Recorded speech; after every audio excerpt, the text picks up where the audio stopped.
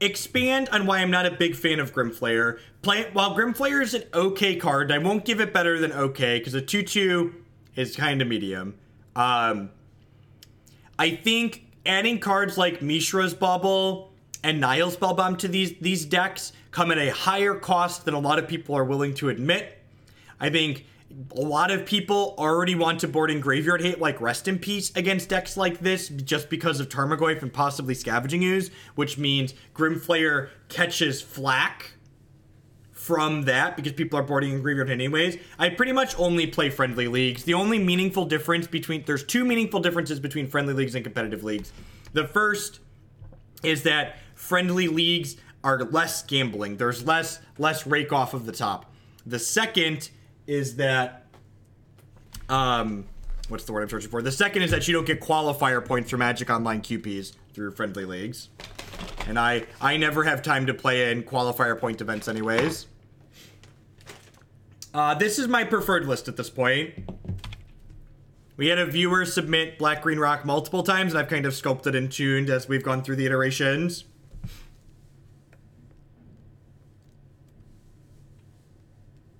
So my focus when I play Magic on stream is to generate good content and play interesting games, not try and maximize and gamble to the most. So I find the games are more enjoyable to me when I can focus on playing Magic and not worry about how much I'm gambling.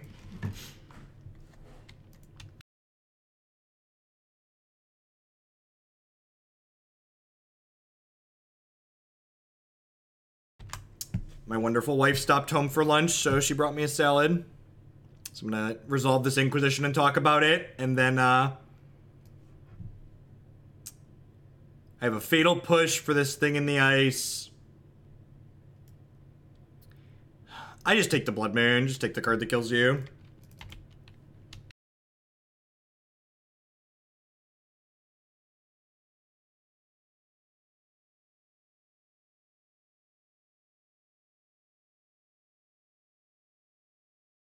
Part of the reason I dislike streaming Legacy is because of the lack of friendly leagues.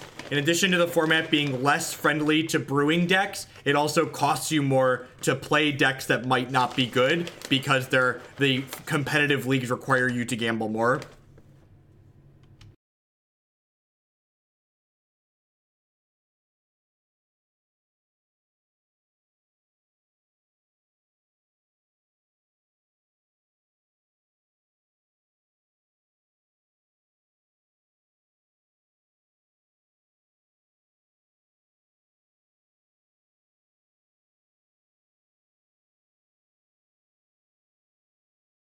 Let's take a peekaboo at what they picked up here. I don't think I really care about this spell, sir. So I'm going to take the Opt, so that way they have less of a chance of finding a way to counter this Fatal Push on the thing in the ice. Man, this deck rocks. Thanks for doing your thing. Thanks for the 3 months worth of support. I appreciate it and welcome back. Thanks for keeping me here doing what I do.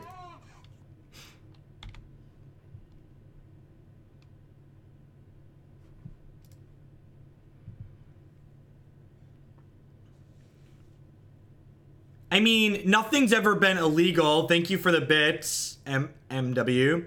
Nothing's ever been illegal to play on Magic Online. It's just playing something like 4 Horsemen on Magic Online is miserable in terms of clicking, so this is interesting. I think I'm just going to play the Scavenging Ooze here into the Spell Snare, because they're going to get to snare something at some point anyways. And then we'll Fatal Push this during their upkeep.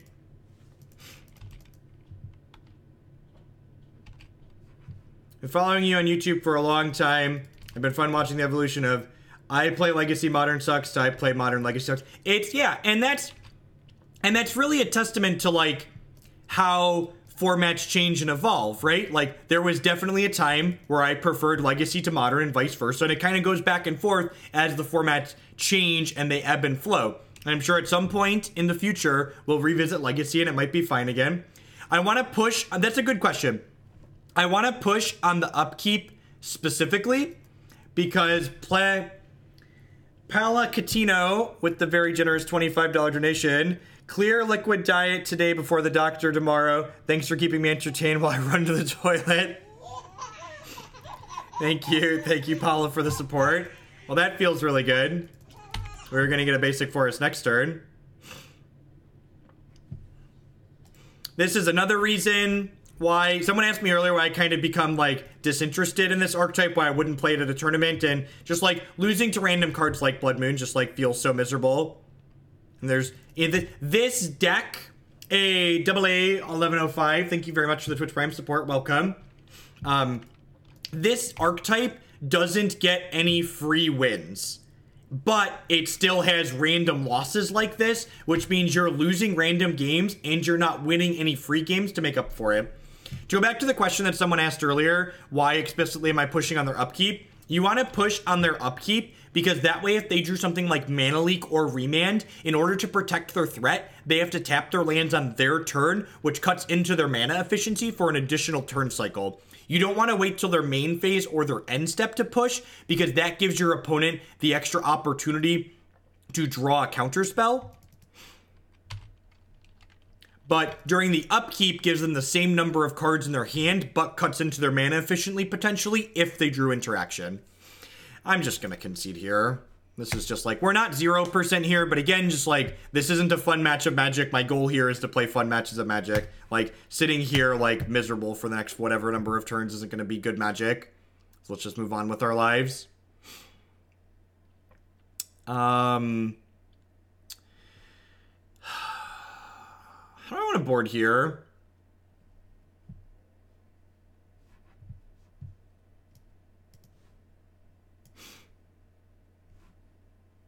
Man, Rump of Steel Skin. You could see into the future. You are wasting... I always love when people look back and they're like, with the information you have in the future, you made the wrong decision. It's like, well, if you can see into the future, you are wasting your time playing this children's card game, and I'd recommend doing something else. Maybe Damnation is fine. Probably not. Let's do Vital Force. Let's do this. Having free wins in Modern with regards to a deck in a tournament, in that mind, would it be worth playing Blood Moon over Alpine Moon? Nope. Nope, I don't think so. I think your free wins in the Delver deck are turn 1 Delver, flip your Delver, counter your spells. I think Blood Moon's just like... I think Blood Moon isn't very good against a lot of decks in Modern. Case in point, it is good against this one, but there's a lot of decks in Modern where Blood Moon doesn't do anything, and I think I'll get more mileage out of Alpine Moon than Blood Moon in the sideboard, which is why I've chosen to play that. Mana efficiency, correct, that too. Mana efficiency in Tempo decks is everything. It is everything.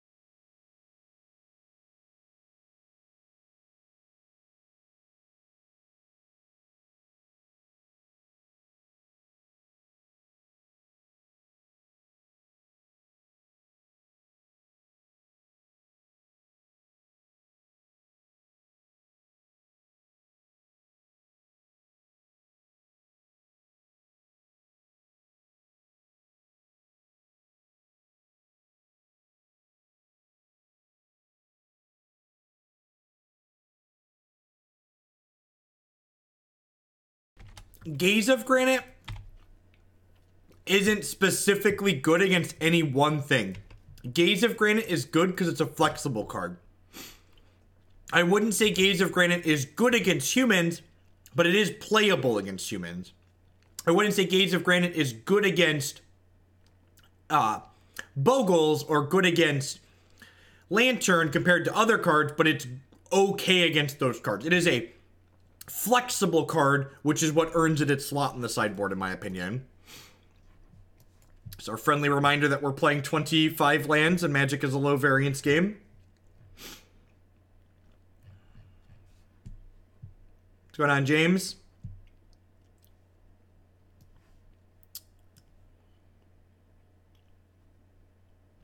I'm going to take their opt here.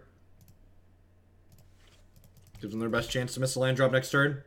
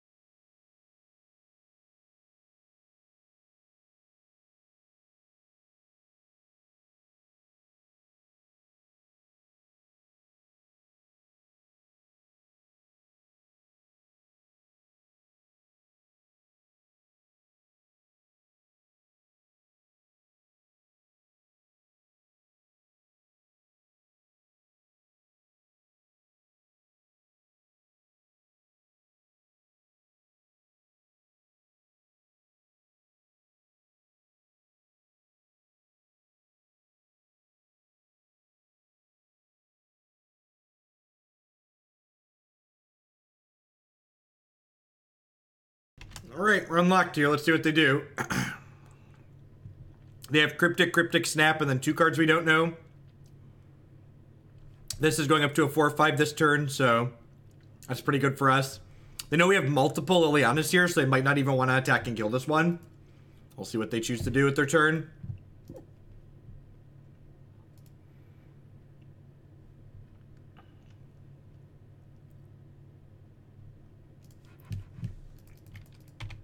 So they take 4 here.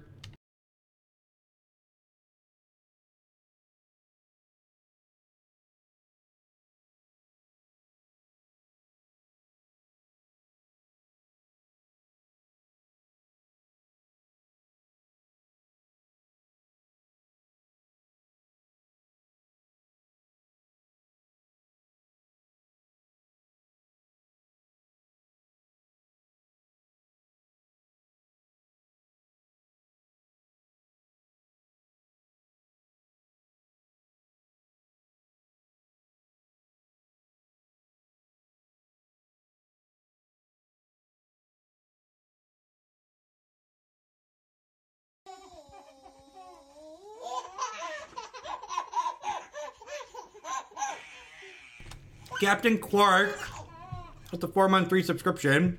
Thanks for putting your fun money this way again this month. I appreciate it. Welcome. Don't spell pierce me, bro.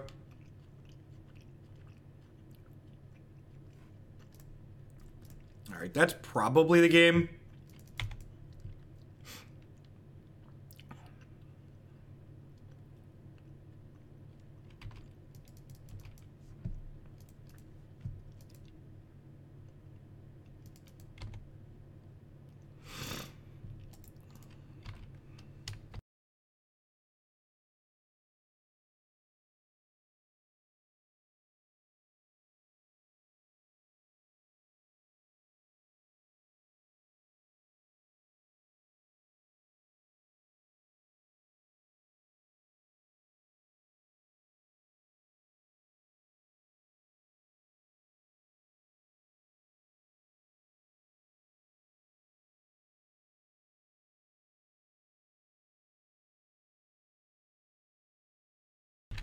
Instead of me validating my decision to you, can you tell me why I would want to push Liliana up there first?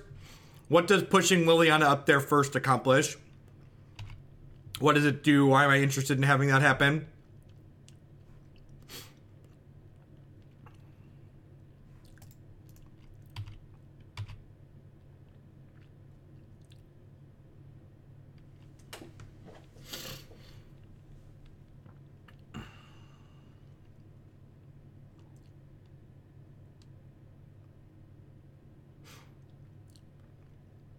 I mean, it doesn't guaranteed get a counterspell out of their hand.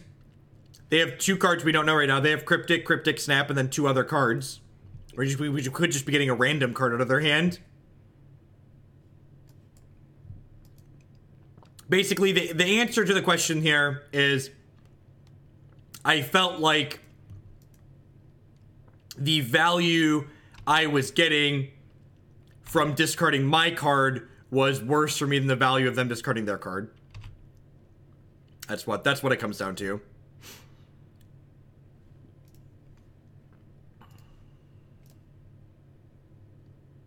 So now they have Cryptic, and then 1 card I don't know.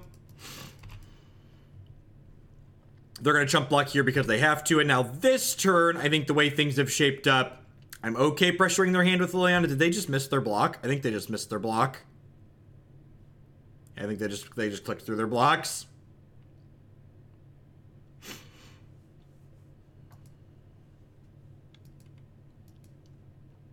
That's fine. They got a free win game 1 because of Blood Moon. We got a free win game 2 because of Moto. Let's play a game 3 here. They were pretty dead. We were likely ahead there, but they definitely weren't going to be dead for a couple more turns. I'm just going to run back what I got.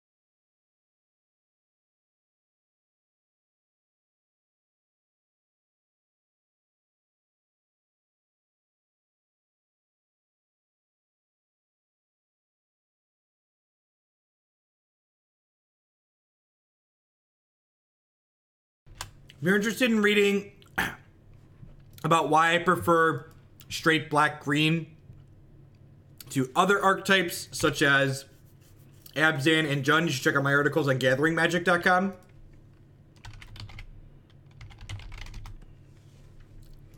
Saw someone asking in chat about where cards were located, main deck or sideboard. You can type !deck in chat to get a link to that.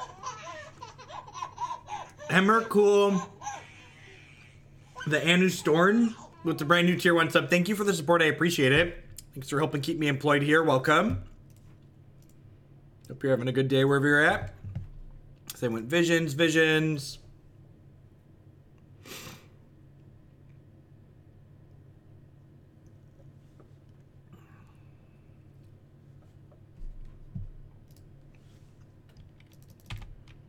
If Push isn't a bad draw, it means if they have a Thing in the Ice, we've got that covered.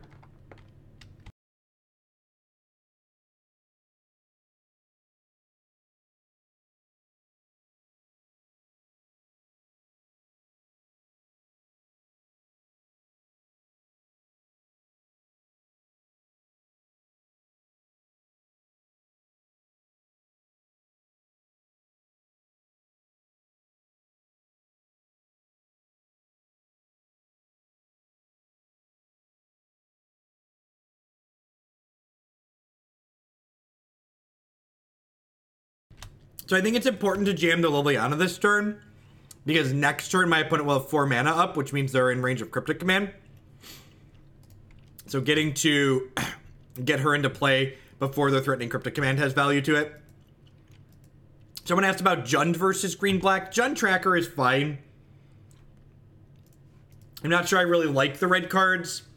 I think if I was going to play Jund for whatever reason, I would definitely involve Tireless Tracker, but I don't know that I really prefer Jund over straight black-green. I think there's a lot of value in having good, consistent mana.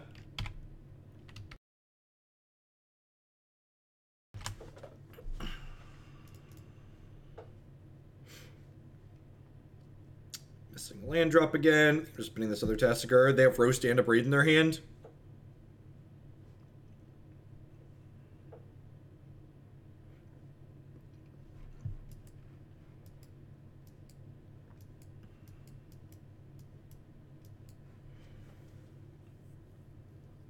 They have Roast, a Braid, and then one card I don't know. I'm going to play this Liliana, the Last Hope. Hopefully the last card isn't cryptic.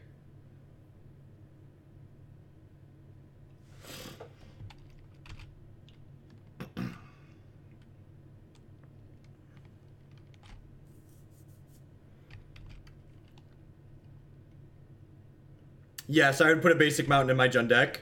I think Basic Mountain is very good. I like casting my spells. I just like getting Field of Ruined out of casting my spells.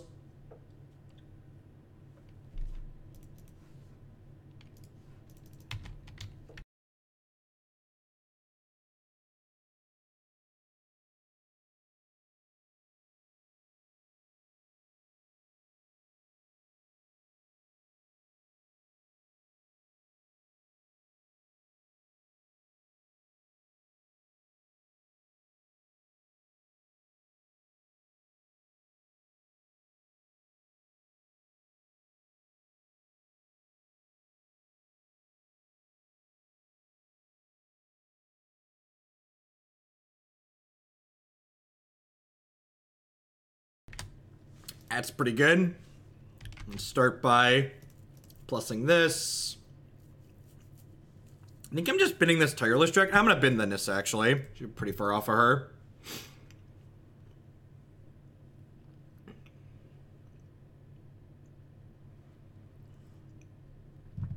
So they have a Braid and Roast in their hand. I could roll back Last Hope and pick up Tasigur here, and then play Goyf plus Tasigur. What do we think of that? No, Roast can't hit Liliana. Only creatures. What do we think of rollback Lily and then play Goyf and Tasigur? Because I can delve my graveyard, leaving. I guess I have to exile Nissa to do that. Which would mean the Goyf would only be a 5/6, but I'm still okay with that, right? Yeah, I think I like that. This, like, just puts a lot of things my opponent has to answer on the board. Like, they have to answer both these planeswalkers, they have to answer my Goyf and my Tasigur, and, like, they just, like, don't have the tools to do all of it.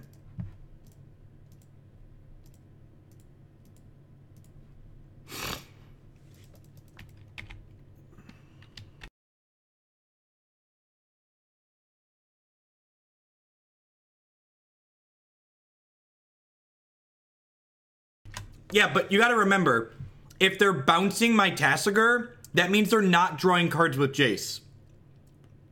It means they're not making their hand better. Bouncing our things with Jace is a win for us, chat.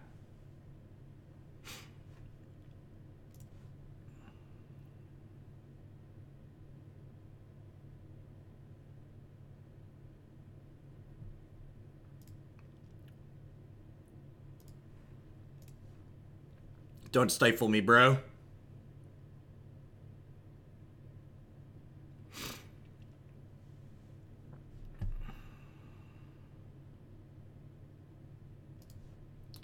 So I'm going to do Jace and 2 islands versus here. And then we're going to change main phases and pulse this Jace.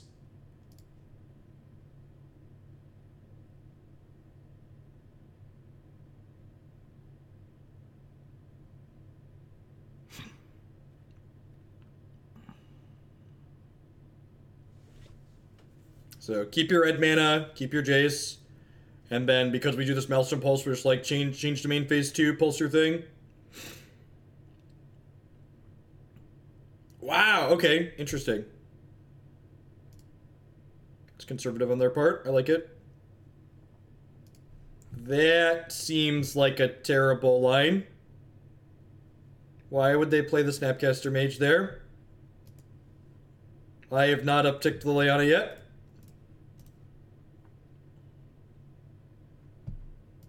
That was interesting. Their last card is a Braid. Here's my 6/7. Go.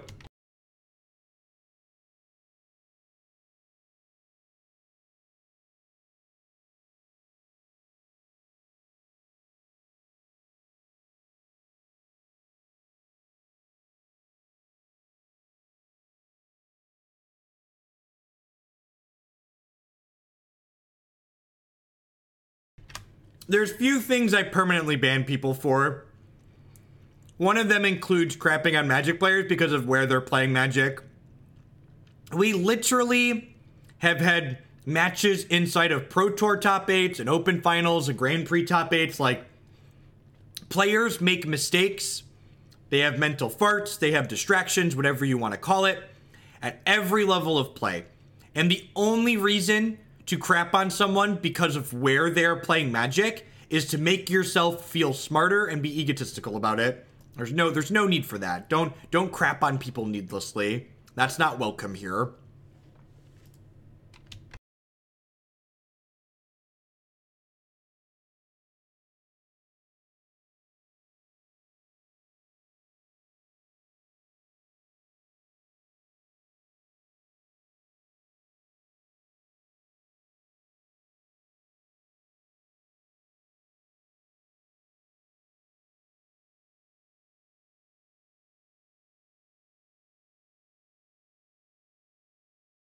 For the record, it's fine to point out when someone makes a mistake. When I make a mistake, or when they make a mistake, feel free to point it out respectfully. But what's not respectful is to be like, herf derf, everybody who plays friendly leagues is bad. Herf derf, everybody that plays Star City Opens is bad. Like, that kind of stuff is just nonsense and doesn't belong here. Yeah, I'm going to play the blue-red deck at the Open. Philbo joke. Thank you for the 9-month free subscription. I appreciate it. Welcome back.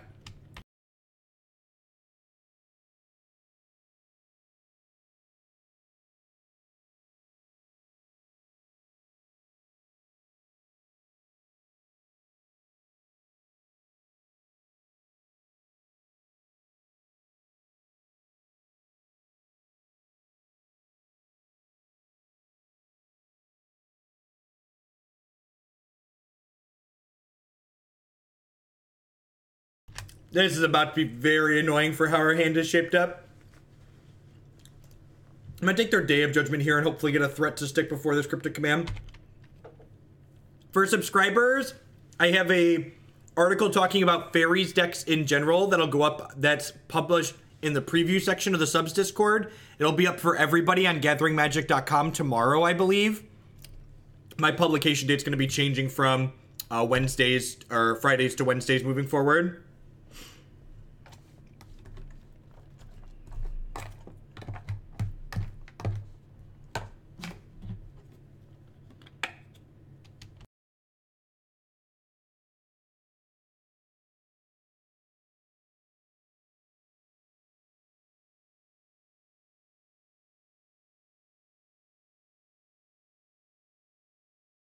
Field of Ruin is good because the fair matches of Magic, I probably should have fielded them aggressively.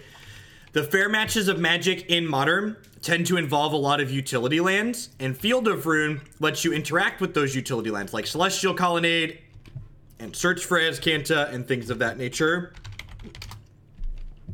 Field of Ruin is also effectively a fetch land that triggers extra land drops with your Tireless Trackers.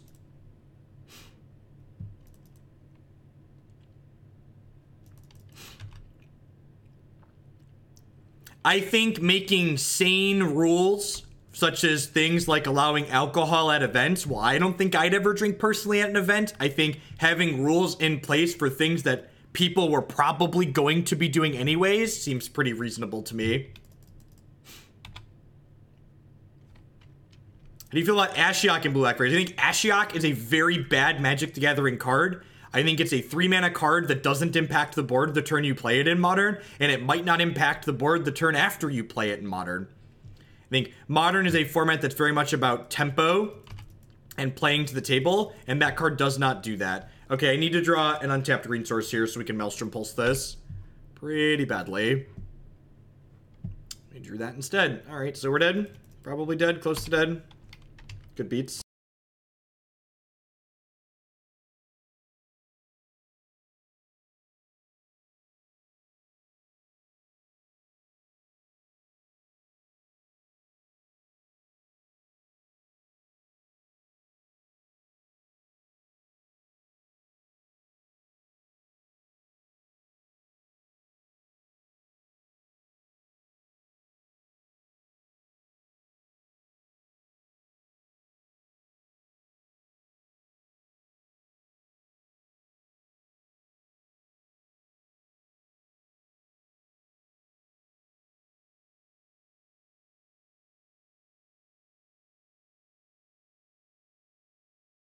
That is, in fact, a main deck chalice for people that are glancing at the game and wondering.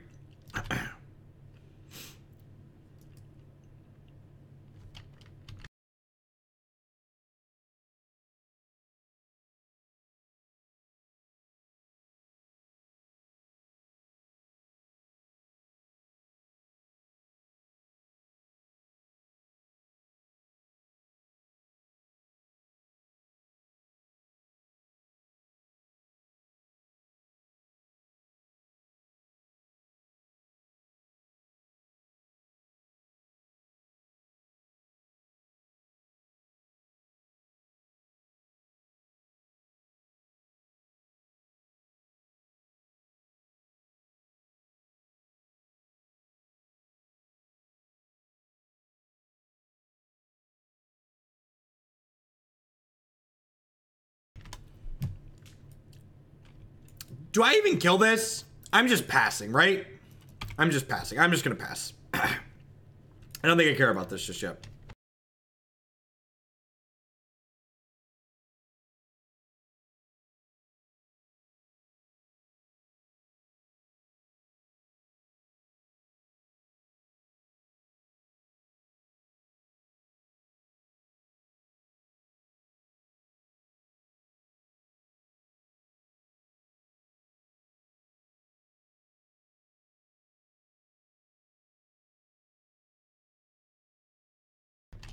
I'm muting off and on Interonic because I'm currently eating a late lunch.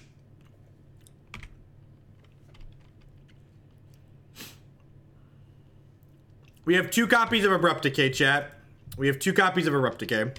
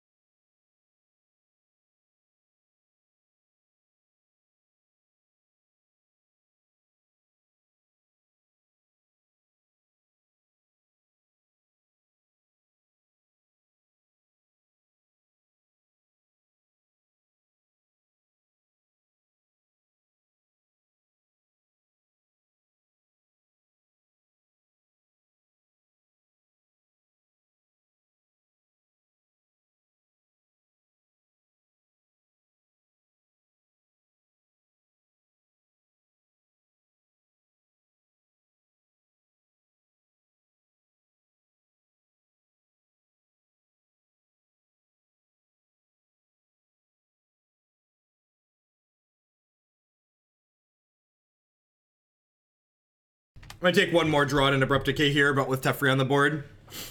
If we don't hit the Decay here, I'm gonna concede.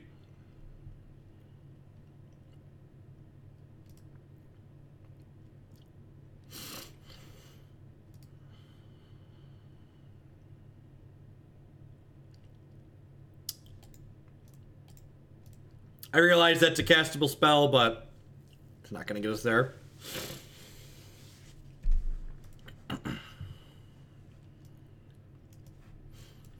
All right, I'm going to board in Gaze of Granite here, because that's a thing apparently. I'm boarding this Engineered Explosives.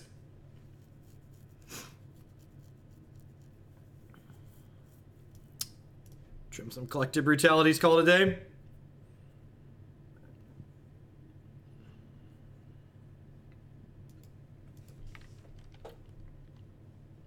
Seems good.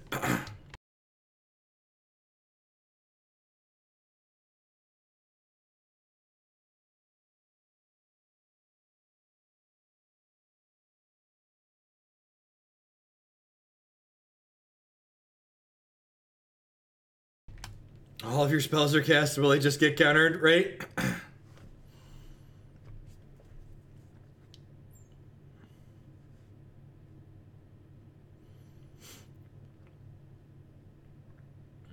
I mean, like,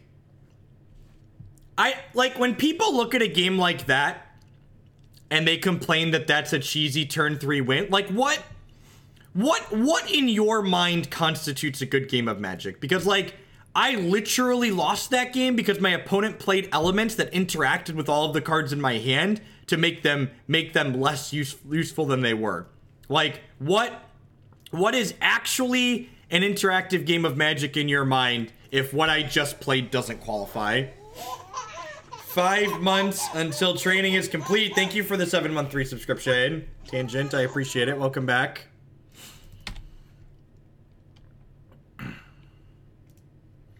The CMC on Gaze of Granite varies depending on what you have going on. That's really annoying. Well, I guess I'll be discarding Tarmogoyf to this rest in peace.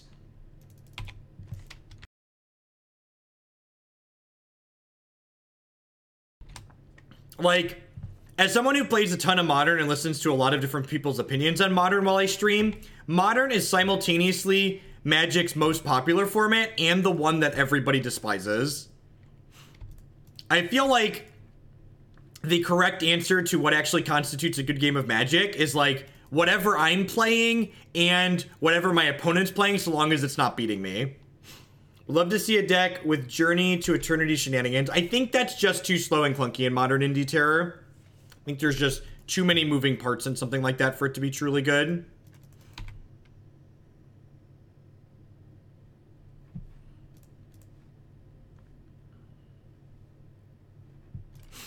I'm gonna Scavenging Ooze here. I think I'm gonna go Tracker into land drop. I discarded Supreme Verdict. Definitely going Tracker into land drop. Yeah, I definitely think that's true to a degree, Andrew. It's vogue to despise things. Hey, Chalupa, thank you for the 4-month resubscription. Welcome back.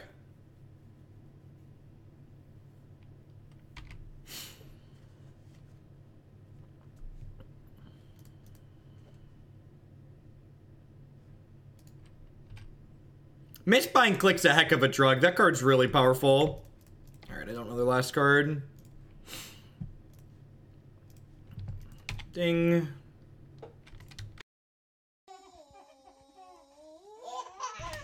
The Lost Lurgoyf with that 2-month big resub. Thank you very much for the tier 3 re-up there. The Lost Lurgoyf.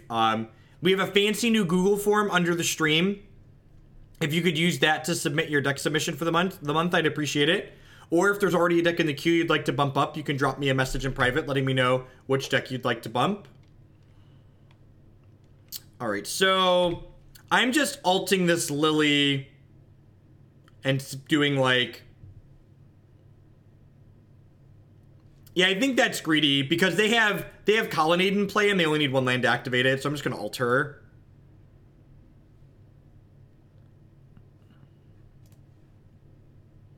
I'm just gonna, like, get rid of all their things that do things.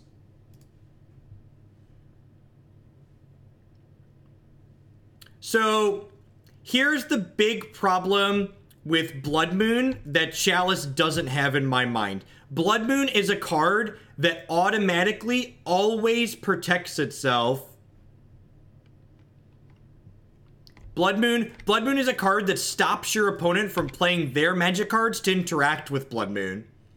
Whereas Chalice of the Void, while it does that some amount of the time, you can vary the casting cost of your answers to Chalice. You can't vary anything to not lose to Blood Moon other than just not playing basic lands.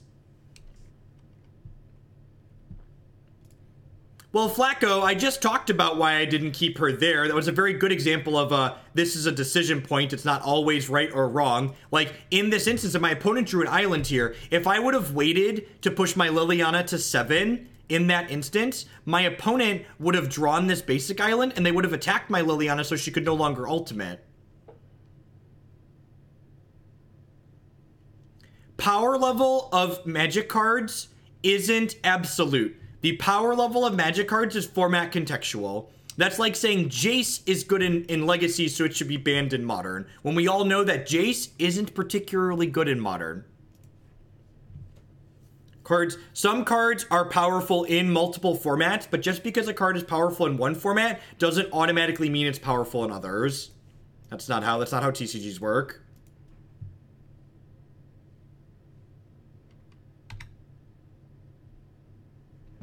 No, I don't think so, Giggle Gnome, because it will require everybody to play that specific card. Maybe a colorless card.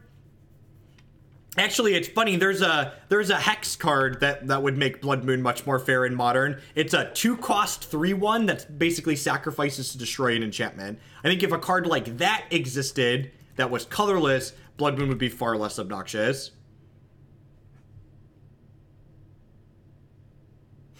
But Boki, I can make a decision during deck building to vary my removal to make Chalice worse against me. I agree that Chalice is a powerful card, but to put it on the same level as Blood Moon, I think is dishonest. I think it's misrepresenting what the card does and how it does it.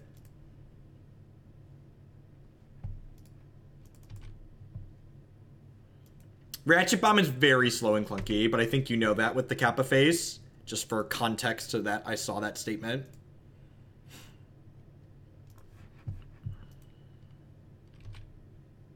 Sweet.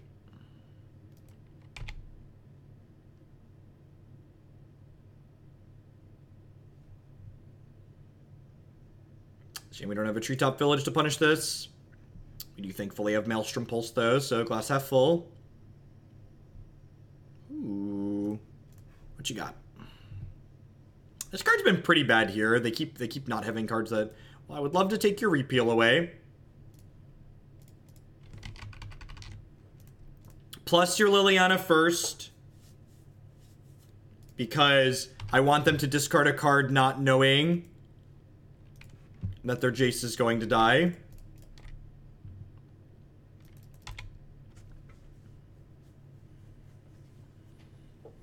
No, we play enough decks that it's fine. Like... Oh, look. Oh, they get to... That's unfortunate. They have mana leak.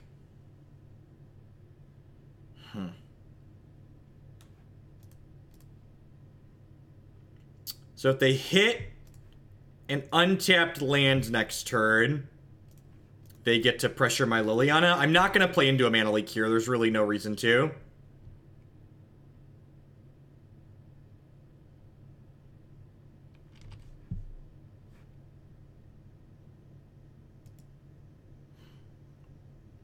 It's weird that they're thinning their deck. Oh, they know the top card of their deck from Jace, so they're just shuffling that away. That makes sense. No untapped land, no untapped land, no untapped land. Tilt. Alright, so they get to nug Liliana down to 2 here, and then I get to plus her, taking the mana leak out of their hand, and then Fulminator Mage them off the Celestial Colonnade. So then, like, I have Tracker and Liliana on 3 versus the top of their deck and them on 5 lands.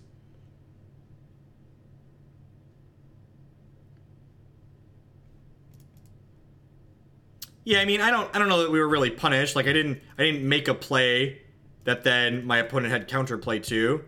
This is just what it is.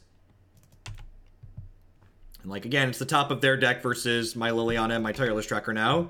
Would love to draw lands here. That's the absolute best draw in our deck there is Fetch Land. Actually, someone earlier asked me if this was my preferred list. I might have one more Fetch Land in my preferred list. I might put one more Fetch Land in my preferred green-black list, because it's so good with Tracker and Tasigur.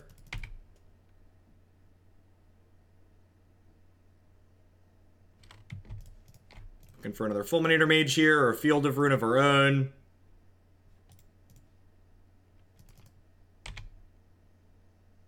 Yeah, it cuts them off of 6-mana plays Gabriel paints, such as, what are 6-mana plays that exist? There's 6-mana plays that exist in this format. Elspeth. Elspeth's a card that people play on occasion.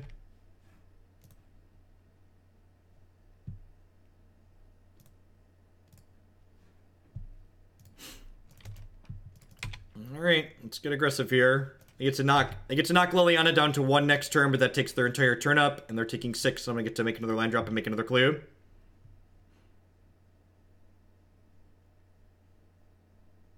They draw Verdict. Okay, yeah, that makes sense. Fulminator, please. Fulminator, please. Field of Ruin. Oh, that's frustrating. The fact that they ripped an answer for Tracker feels really bad, because they have the answer to Liliana sitting on the table. This is one of the best cards in this matchup. It's just so efficient at what it does. Maybe I should have kept the Thoughtseize and been the Tarmogoyf there. It's very possible that was correct.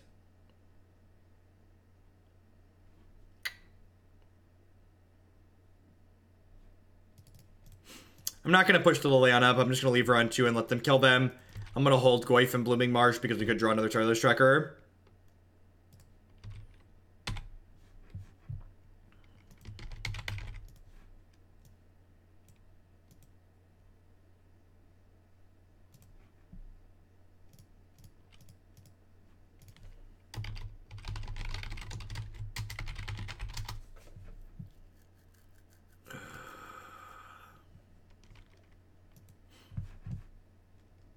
Alright, and suddenly we're behind. Drew a bunch of blanks in a row. Yep.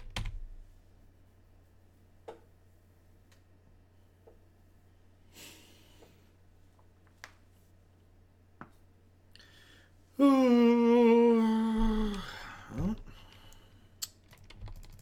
there's the Candyman.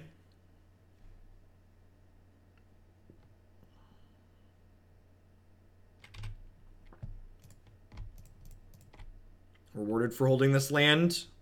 It was a good one to find. Certainly a good one to find. Looking for a way to kill this still.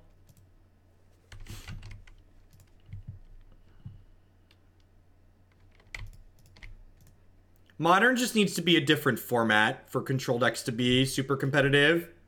And it's okay that they're not, you know? There's plenty of formats in Magic where slow, dirtily Magic is the best thing you can be doing. And if that's not Modern, I think that's fine.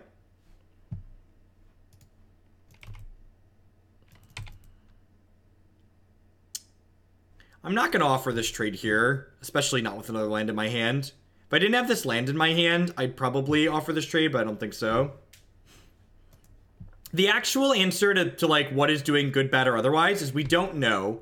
You have to remember that we don't get conversion rates. We don't know how many decks of each archetype entered any given tournament. I think I'm actually out of fetchable lands at this point.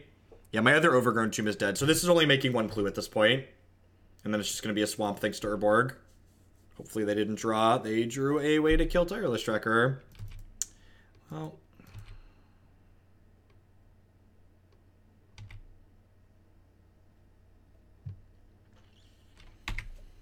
go. We have 2 Fulminators and 4 Field of Runes in our deck, so we've got 6 answers and 33 cards to the Celestial Colonnade.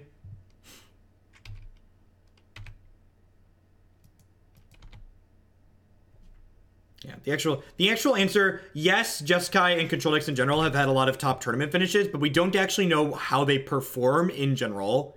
If you have 200 people show up to a 400 player tournament all playing Control, some of them are going to top 8. That's just like how variance works. And obviously like the numbers certainly aren't that extreme in Modern, but they could be something close to that.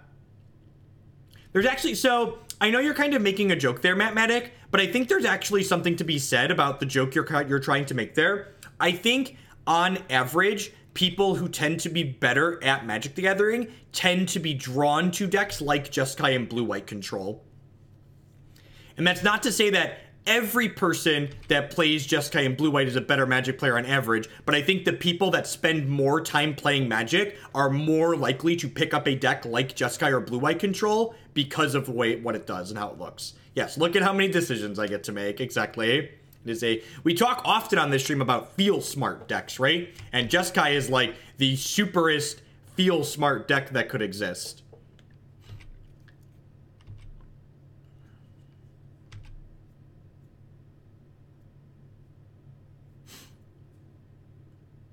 Alright, so we're dead in a little bit to this. I have this explosives to kill this Chalice, which is nice.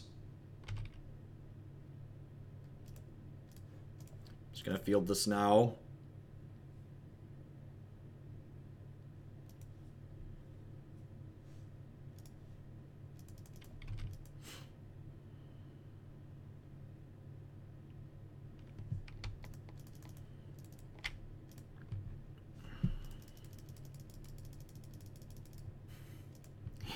Here's my 6 mana 4/5. I'm gonna play this out for 0, I think. Go. You should read Engineered Explosives if you think I should play Engineered Explosives to kill Gideon.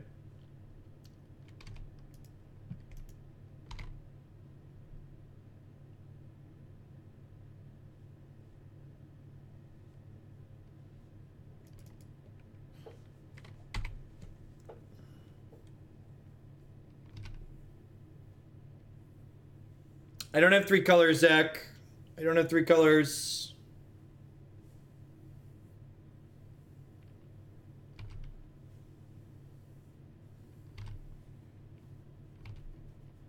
Good news. Their search is never flipping.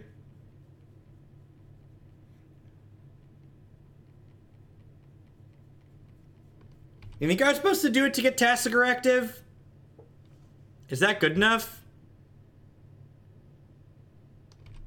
I didn't think about it getting Tasigur active. Maybe that's good enough? I definitely didn't think about that. The average card quality of what he draws is, like, exceedingly low, but maybe I'm just, like, gonna be drawing enough. Like, the question is, like, is the low card quality he's drawing going to win me the game before I mill out?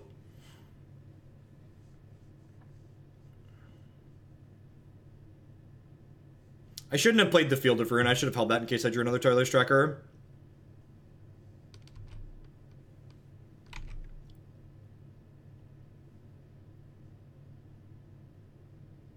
I just assumed we were going to draw spells at some point. It's probably a bad assumption to make. Let's do this before I do anything. And then we'll crack this before we play our 3-drop, obviously. I tapped my forest there because I'm dumb and was just tapping my lands. The forest is strictly better than the swamp with the Urborg out.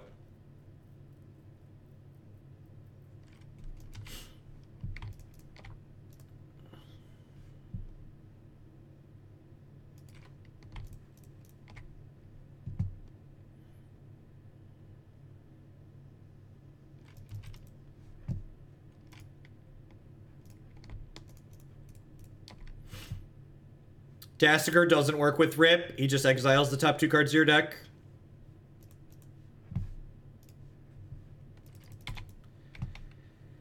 Alright.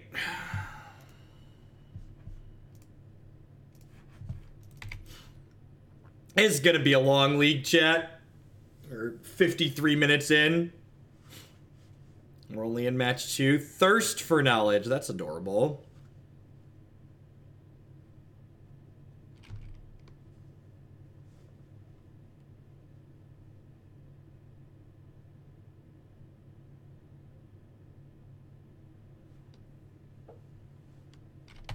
Yep. It's going to be Bounce Tasigur, Smash Lily. I feel like there's a crude joke to be made here, but we're going to skip that one.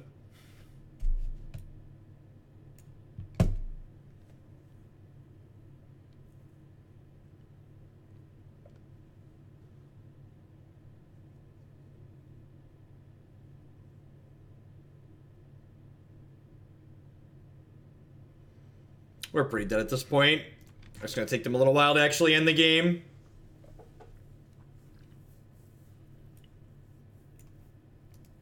It'll take them a little bit while to end the game. Gideon showed Liliana who the true Banana King really was after Tasigur was bounced, right? Woo! Alright, it's going to be a long one, chap. Settle in. My name is Jeff Hoagland. We're hanging out playing some Modern here this evening. Hope everyone's having a great day wherever you're out in the world. Happy Tuesday. If you're enjoying my stuff, please consider subscribing to my channel. My subscribers are the people that keep me employed here full-time here. I wouldn't be here without the wonderful support of all of them. If you're one of the many people in the world who has Amazon Prime, if you link your Amazon account to your Twitch account, you get Twitch Prime included with that for free, and that gets you a free channel subscription every single month to a channel of your choice here on Twitch. Past that, you can support my content by supporting some of my very wonderful sponsors. Cardsphere.com would love to help you turn some of your cards into other cards or cash directly with other players. There's no haggling. They just take 1% fee off the top. InkedGaming.com would love to help you customize your gaming experience using code Jeff12. You can save 12% on custom playmats, mousepads, binders, and bags there. CoolStuffInc.com buys and sells a lot of cool stuff, including TCG singles. Using promo code Jeff5, you can save 5% on Magic, Pokemon, and Yu-Gi-Oh cards with them. And of course, this stream wouldn't be possible without viewers like Anoronic, Justin, Nivik, and all y'all out there. Thanks for hanging out today. Remember, if you are enjoying the content, make sure you hit that follow button. Following the stream doesn't cost you anything. It lets you know when I go live and with what. If you can't catch all of the wonderful stuff while I'm live, be sure to check out my YouTube channel as well. YouTube.com/Jeff Hoagland. 100% of my streams get archived there, and I break them up by deck so you can watch just the matches that you care about. Discord is on fire. You mean it's burning down? Discord does appear to be burning down. There. It's going to be interesting to see how they scale. I feel like Discord is like suffering from their own success with how large they've gotten. When did Twitch add the whole free Prime with Amazon Prime? I'm not sure. It's been a little while at this point. A couple of years, maybe? Easy mulligan. Seems like not amazing, but it's fine. Gets a scry. Yeah, I'll take a Goyf here, I think. 19 months. Sounds about right. Christmas before last. That sounds correct. Ancient Stirrings, Tron, Eldrazi, Eggs, what do we got? Wub with the 1,000 bits. Thank you very much for the support. I appreciate it. If you'd like, take a peek at the donation queue and let me know if there's any decks in there you'd like to bump with those points. As always, the people that support my content here get to dictate what we play and how soon we play it. For every 100 bits you cheer or $1 you donate, you can move a deck that's in the queue up by 1 point. Thank you for the support. They were Tron, and they kept a hand with no... Get towards green-black elves. You certainly can. Thank you very much. Happy to do it.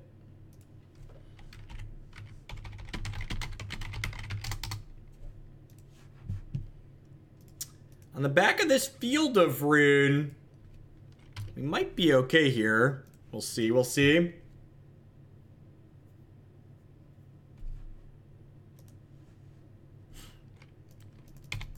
I think I just play Tireless Tracker next turn. No, because I think I want to get Tireless Tracker going ASAP. I think that's my goal overall. I'm going to play the Swamp here because I don't want them to know that they're getting Field of Rune next turn. Next turn, I'll get to go Field of Rune, field them, play Tarmogoyf, which is pretty reasonable for us. We have a map here as well. There's no guarantee that we're winning this game, but we're in a pretty okay spot at the moment. We'll grab our second basic forest out of our deck here.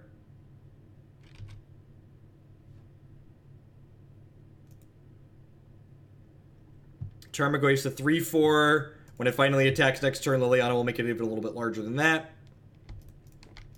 Although maybe, I guess it's also possible I'm just supposed to like go ham and crack a bunch of clues here.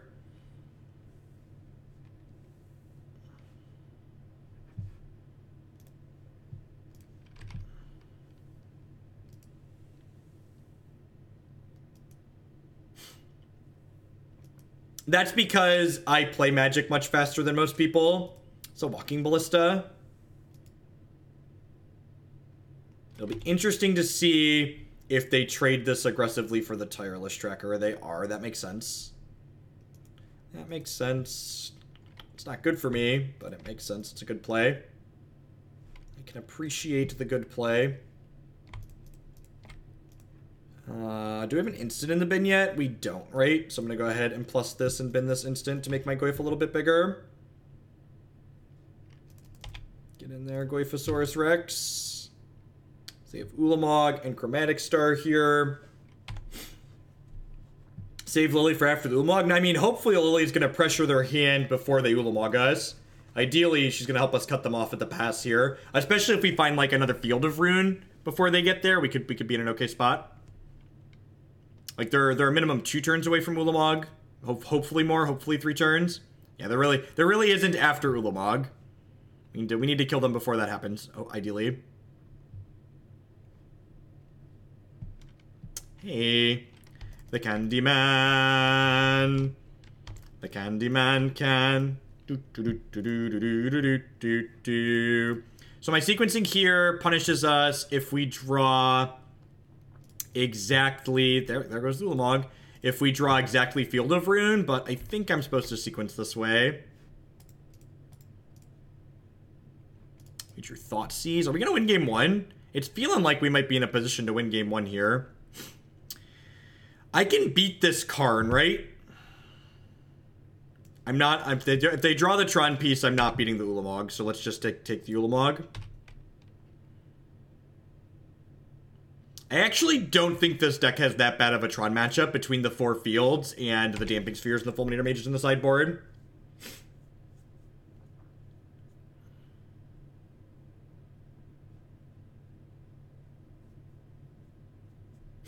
Urza's Factory's been becoming more and more common in these decks. It's like, obviously it's not Eye of Ugin, but it gives them a way to generate advantage when they have land search, but they don't have any kind of payoff.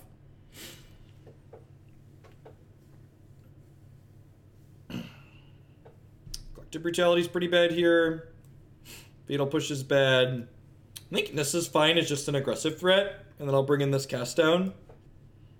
What do we think of this? That configuration feels really clean. Oh, this seems pretty great, right?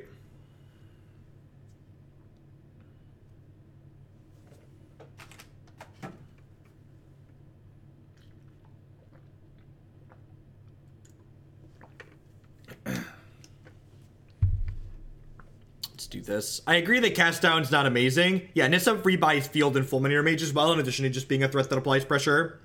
So, like, while she's not amazing, I think she's better than the other cards that are in my sideboard.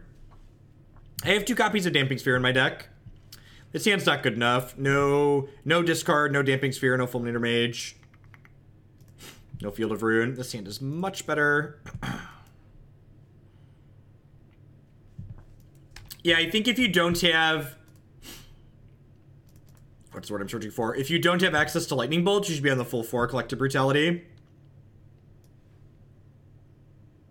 Well, they're not on Natty Tron, so that's nice. They're not on Natty Tron yet.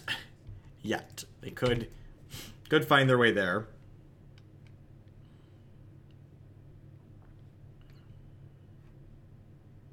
So we're going to see Tower Interplay here.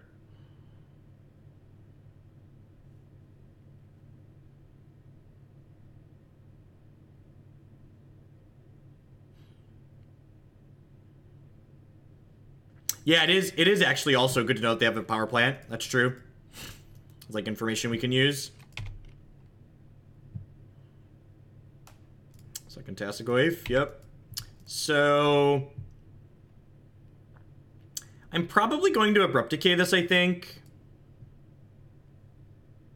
Your messages are there, Mustfall Casting. And actually, the things that appear on my stream above me, these are different than my personal message. I feel like I want to take this out because it lets me play Tasigur next turn with Delve. It also, like, protects the Liliana.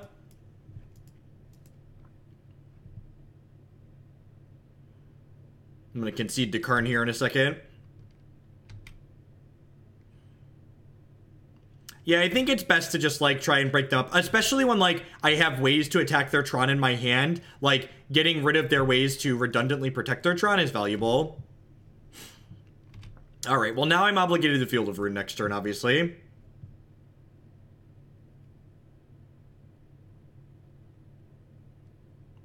going to go ahead and Abrupt Decay this Walking Ballista. Wonder if our Tron opponent considered being luckier at any point this game. Just like drawing Tron naturally. Yeah, and when we do field them, it gives them the forest so they can cast Scrying. Also true. Super true. And I want to field them pretty proactively to keep them from getting big scaries into play. So we'll Abrupt Decay Walking Ballista here. Stand up now that I'm done eating. This striped soda is a little bit trippy on the camera too.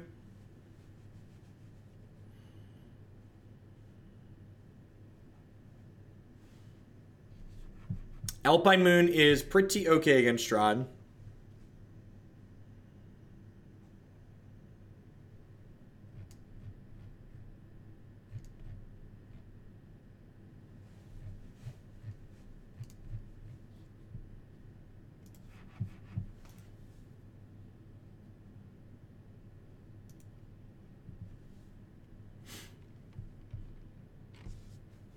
We'll have more green screen stuff in the future at some point. I just don't want to wear out the wonder.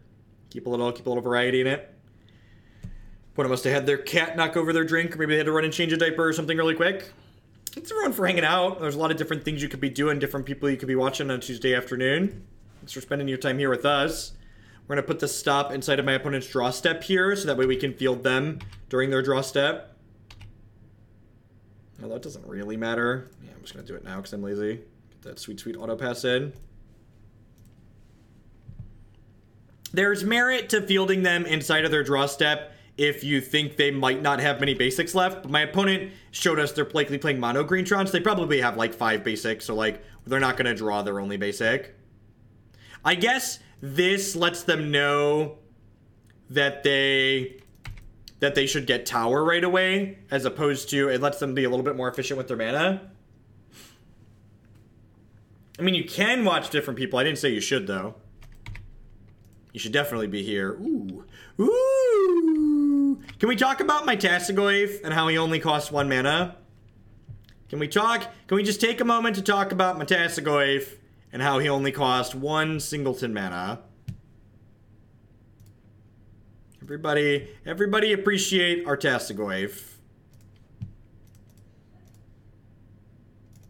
We're going to leave Fulminator Mage in the discard pile here, along with Field... nope, just Fulminator Mage, because I have a Liliana the Last Hope that can rebuy that. Nobody's targeting your deck. Just play whatever deck you enjoy playing. Ooh, that's a good price, Strax. Thank you.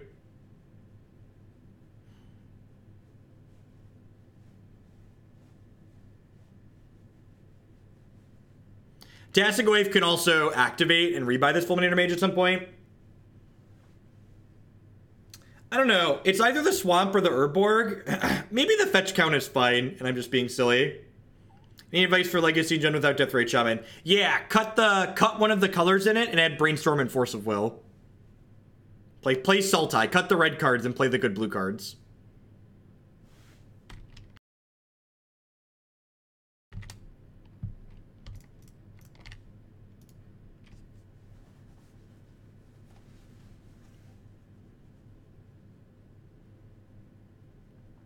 I'm gonna bin my second Tasigur here. I think.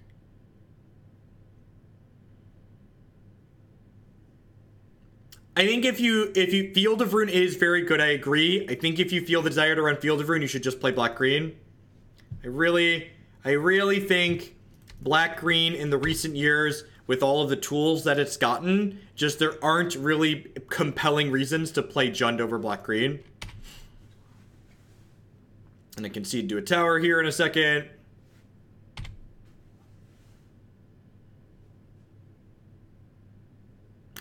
Oh, that's Nurse's mine. That's exciting. Play this, plus Liliana.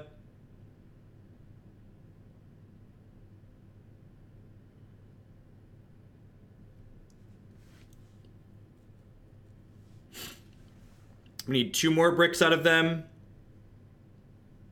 Or a wet ball, or 1 brick plus a wet ball out of us.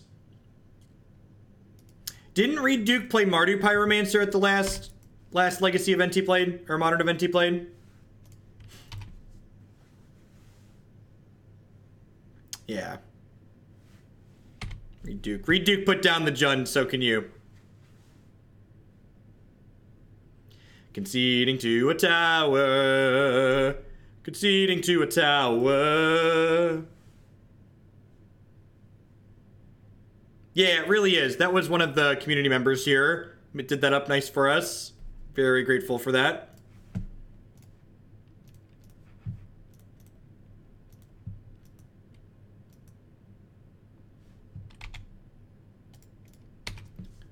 Smush, smush, smush, smush, smush, smush, smush, smush. Am I dead? Am I dead yet? Am I dead yet? There's a big difference between playing a deck in a event that costs you nothing to play from the comfort of your home and being confident in taking it to a Grand Prix.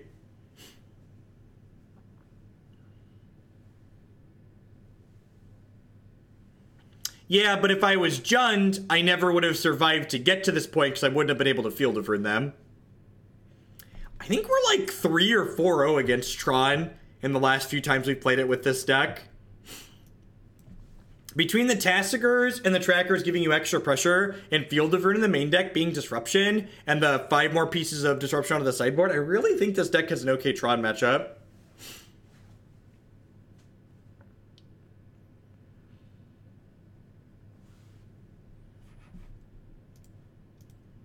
I mean, it's modern. Everything is playable, right? Like, the line for playable is really low in this format. Everything's pretty flat in terms of power level.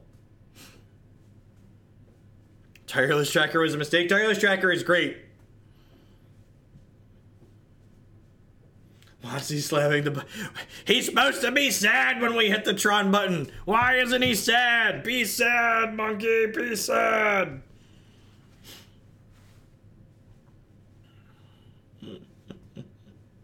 What's going on, J9?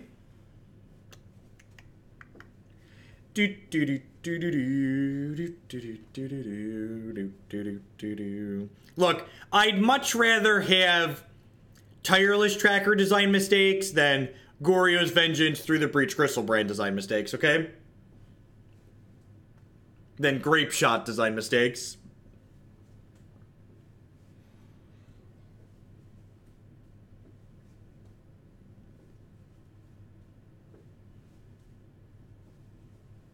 Those were design features. This is the 4th match in this league. We're currently 2-1. After this league, we're gonna play some blue-red Delver Fairies to wrap up the day. Thanks everyone for hanging out. Hope you're having a great one wherever you're at. We lost to a really weird blue-white control deck that had Chalice of the Void in the main deck.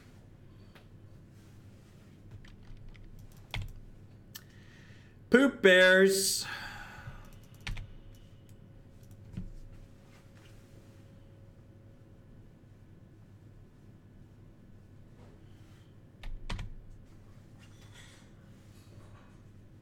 Do you think it's easier to play Tron or Hollowed One? Definitely Tron. Hollowed One has a lot of really subtle sequencing nuances to it, I think. What's going on, Hawkage? Chat? That's a nice pickup. I think I'm going to go ahead and spot check here with this Brutality for a Path to Exile. I'd really prefer my Tracker live. I think I'm willing to risk just trading a card for a bad peak. if it means that my tracker's more likely to live.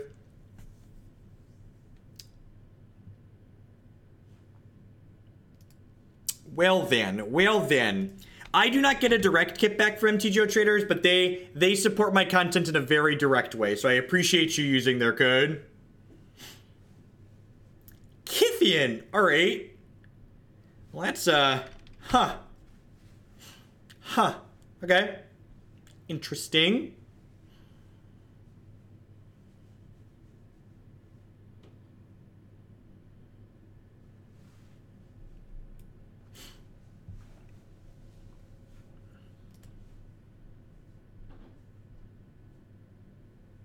Yeah, Discord's currently experiencing a spaz.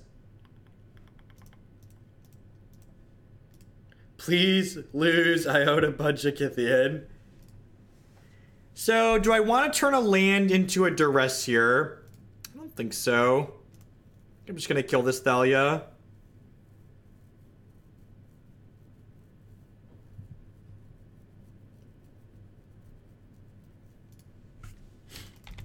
I think Dredge is a fine deck if you're okay losing to Graveyard Hate. The biggest problem with Dredge is I think it loses to Graveyard Hate worse than things like Affinity lose to Artifact Hate. Don't you change the subject, we're talking about getting Mana Tithed. Look, even if Mana Tithe had been on the list of cards I was going to play around, I wouldn't have played around it there, so it was fine. Perfectly fine card to have come up. Well, that's a great draw. I'm just going to keep my health total high here and clean their board out. I'm going to go ahead and do this. Oh, I guess they get to protect this with Fatal Push, huh? That's a little annoying.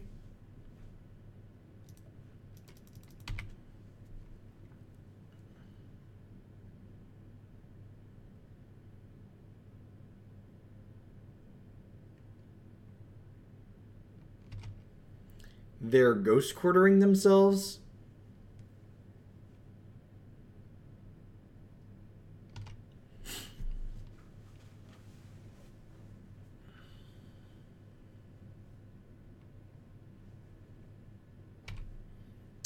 Hopefully they tap some lands here and we get to Fatal Push this dork. Good news, Tireless Tracker is going to have 3 points of toughness soon. So we'll just be able to block.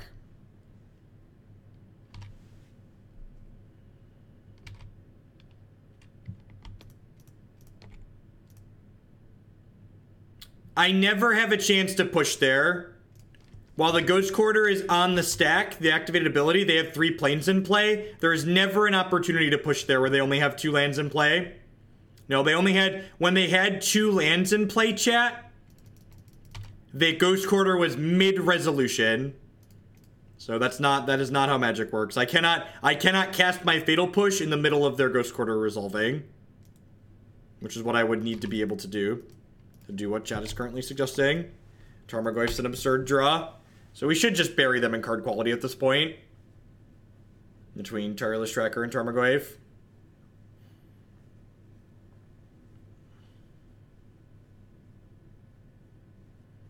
They're just like Ghost Quartering to thin their own deck.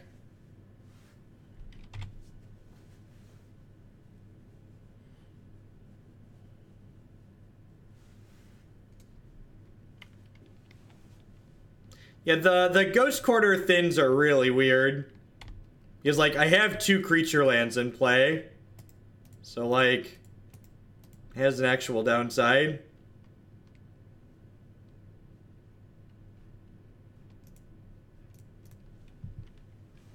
I assume their last card's a land here, so I don't think I'm going to pull the trigger on this Inquisition. I'm going to attack with this. If they block and activate, I'll Fatal Push their thing in response to the trigger.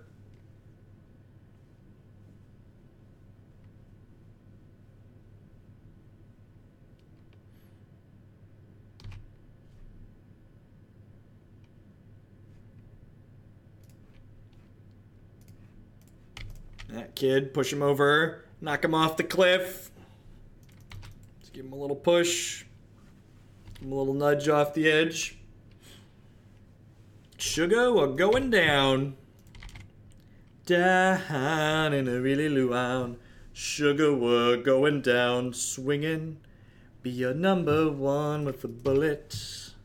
Loaded gun complex, cock it and pull it. Do-do-do. What a lovely day to rock. The Monument deck 3 and 2.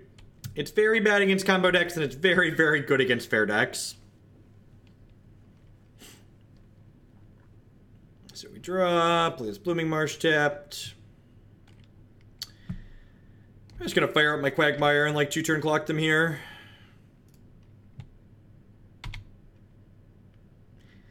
I guess I could have played this Swamp and then Inquisition them, but I don't think it really matters.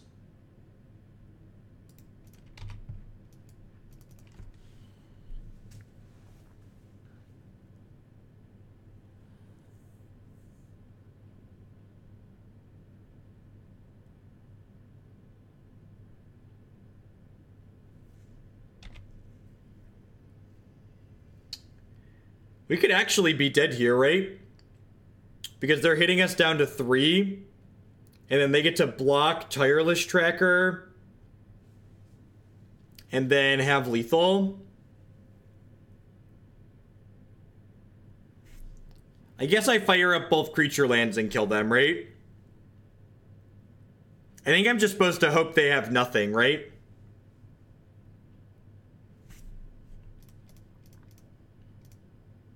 I could, like, draw twice and, like, hope to hit instant speed removal, but I think that's worse than just, like, hoping they drew a brick here.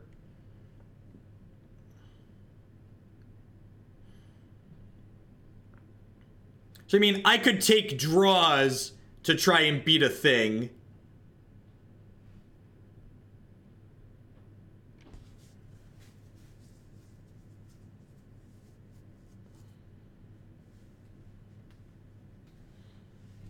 Drew a lot of lands this game, but hopefully on the back of these creature lands, we're going to be able to kill them.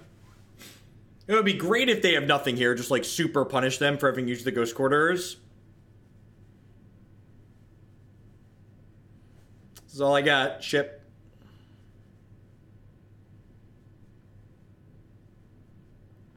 That's not true, White Seal. They get to sacrifice Selfless Spirit. They have lethal because they get to sacrifice Selfless Spirit to protect their 3/3 chat.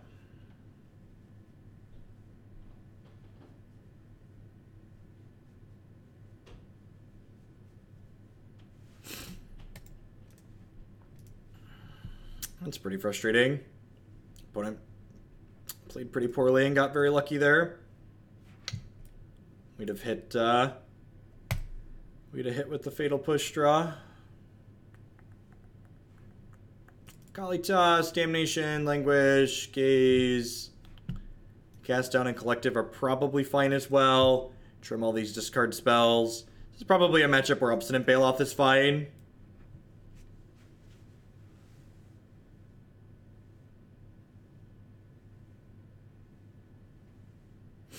Is Explosives good enough? I feel like it's probably too slow and clunky and average.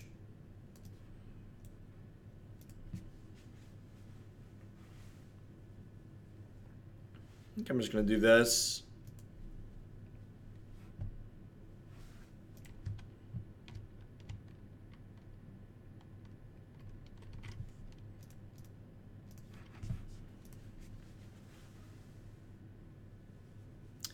I mean, Path to Exile is not a reason to trim Tasigur. Yeah, Fatal Push wouldn't have won unless they still blocked. They could have been bad and blocked. But if they didn't block there, the Fatal Push isn't good enough because they just don't sacrifice and they path my thing. And then I go to Fatal Push and they sack the Selfless Spirit. So if they play correctly, we lose regardless there. Because they had Path to Exile as their last card. The Path to Exile meant that they were beating us regardless of what we did. Even with the Fatal Push on top.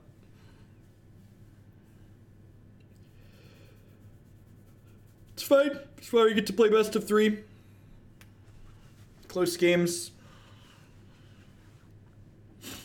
If you're not interested in playing a lot of game 3s, you should not play this archetype. This is, for those of you not familiar, these green-black decks are very much the 50% decks of the format. These are decks that have a lot of very close games of Magic, small edges pulling you in and out of victory and defeat, and good and bad beats too on occasion.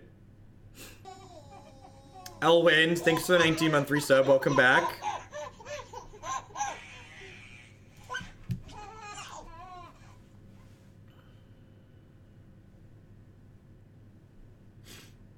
Yeah, you're not wrong, Blanco. You usually get better post-board regardless of the matchup.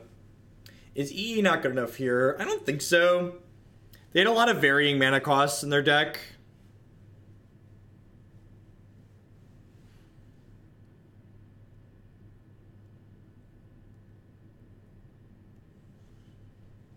Yeah, I think the second Baloth is better than EE.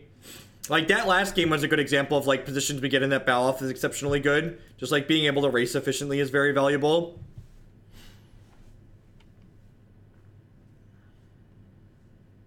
Yeah. You gotta remember EE is symmetrical, too. So, like, while it looks appealing on 2 against them, like, we have a lot of 2-drops as well that are pretty important. This hand needs to draw some lands, but guess what? We put 25 lands in our deck for a reason, so let's do it. Cheers to 4 months. Thank you for the 4-month resubscription, Paula. Be sure to drop me a message in private and let me know if there's a deck you'd like to bump this month. As always, tier 2 subs get to bump a deck of their choosing every single month in the queue. Baloth is better than Kitchen Finks against Hollowed One. Blocks a lot better too.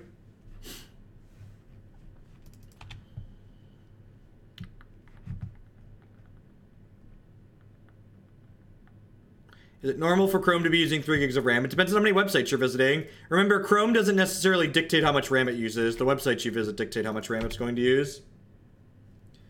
Kill this, attack you for 2. Yep, I'll be attending SCG Indy in 2 weeks, week and a half, however long that is. And I'll be attending SCG Las Vegas in the middle of November. There's a small chance I might be at the, not the Team Open, but the Modern Open in Dallas in October, but that's not a sure thing yet. Liu, with that 3-month resub, thank you very much and welcome back. I appreciate it. Thanks for the support.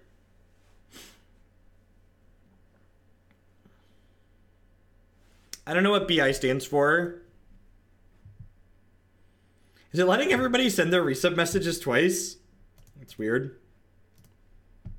Burning Inquiry. I have no idea. The people that I've talked to about Hollowed One have told me that you should never cut Burning Inquiry because that's how you kill people. Do I know what I'm going to play in Indy? I'm playing the Blue-Red Fairies deck that we're going to play in the last League of today. I'm playing that a bunch on stream and I really like the type of Magic that it plays.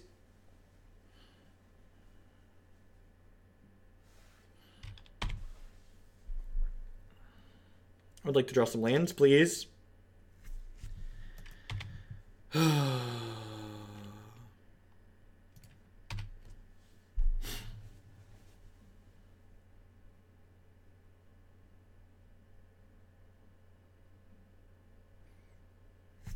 Right? I mean,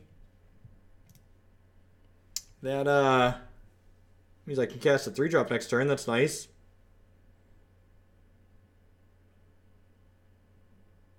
Yeah, Syracuse is impossible to get 2 tracks. I remember for that event, we actually flew into New York. That makes Kalitas a lot worse. To edict them off. This Liliana could very easily take over the game.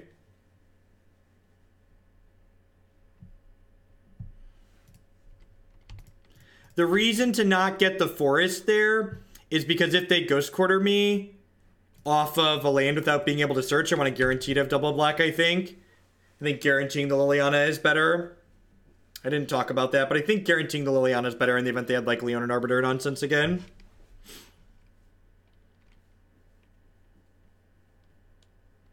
There's definitely potential downside to not having it, but come on, untapped land, please. Untapped land, please.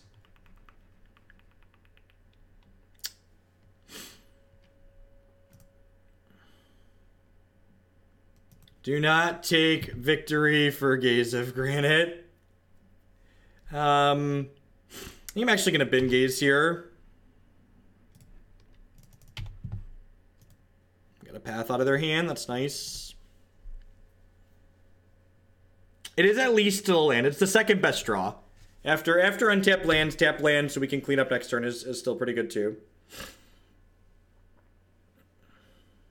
They cast Hero of Bladehold. So when this card attacks, they get 2 tokens and they get to Battle Cry, which gives all their attacking creatures +1/+1. So they're going to attack for 7 here. Probably kill our Liliana and hit us to 5. Hit us 4/5. Yeah, I think we're definitely ahead at the moment. If they don't draw like exactly Selfless Spirit, we'll be in a very good spot.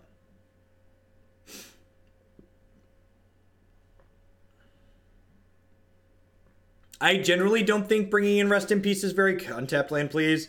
Untapped land, please. Untapped land, please.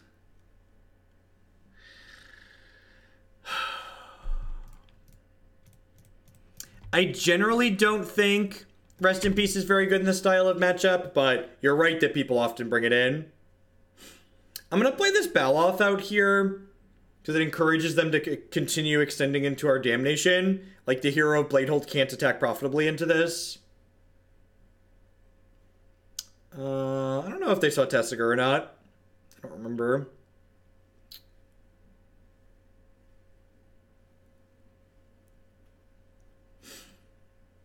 So if they want to attack into this, Obstinate Baloth is going to eat the Hero of Bladehold, and then we're going to take 3, 7, 11.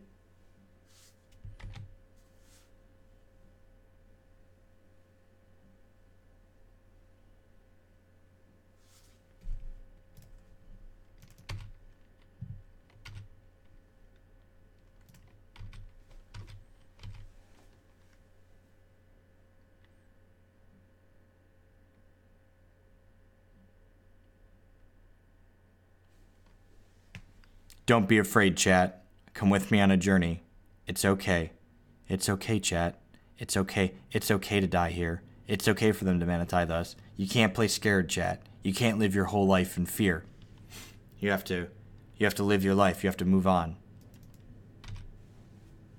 You gotta move past it. All right, Treatopvillage. All right, so the real question here is, do I want to Damnation still?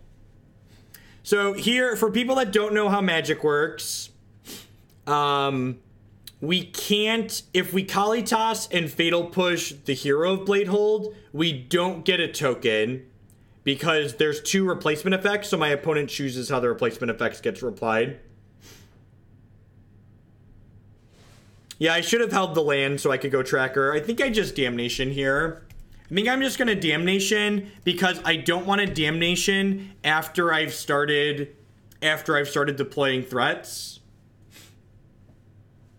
I think I want to just 1-for-1 my Damnation so I can start playing out creatures without fear.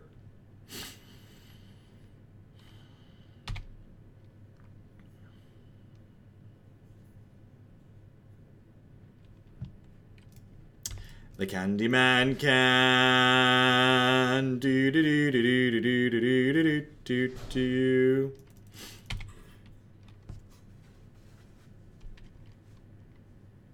How much for an ASMR stream? Is that where I just talk real quiet like I just did the entire time? That seems silly. Why would you want to listen to me be quiet the entire time? Ratchet bomb, do do do do do do do do do do. It's just good deck building, chat. Clues trigger revolt.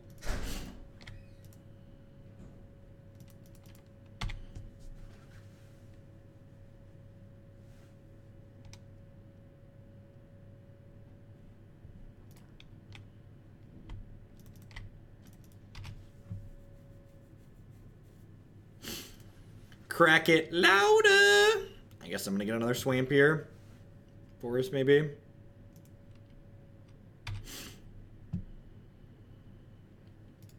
Just gonna let you know I already had this. Put these in for the ASMR stream or Teamer Kiki if it can't be done.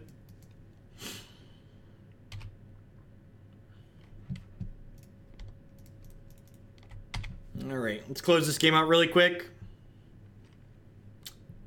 The Urborg's been kind of okay. I feel like the one Urborg could be okay. Jeff talks to your soul. What a great clip.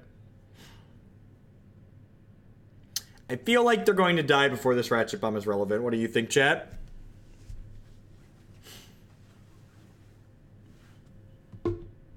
Oh. Should probably put the rest of the salad dressing back upstairs. I'll be right back. I'm gonna run this upstairs.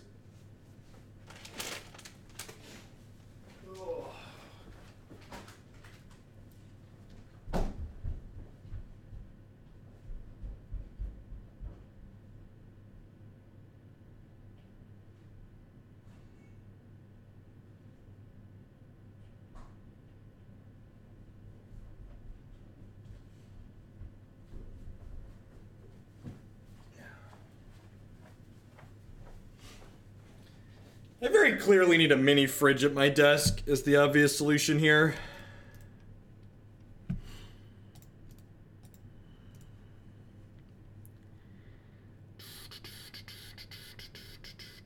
That clip is great. Found my new ringtone.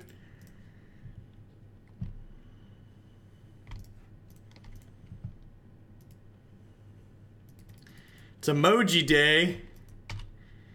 What if we killed you with Kalitas and Tracker?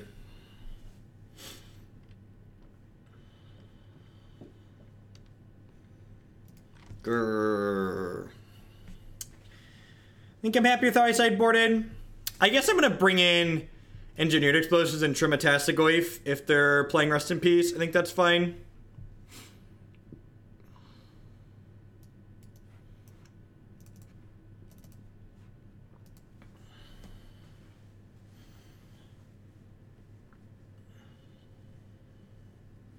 Fulminator Mage seems exceedingly bad.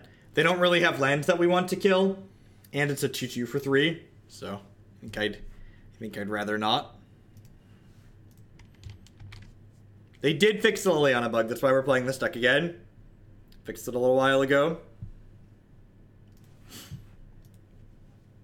No, I think this is too slow. Although I guess she's cheaper than Tasigur if there's a Rest in Peace in play.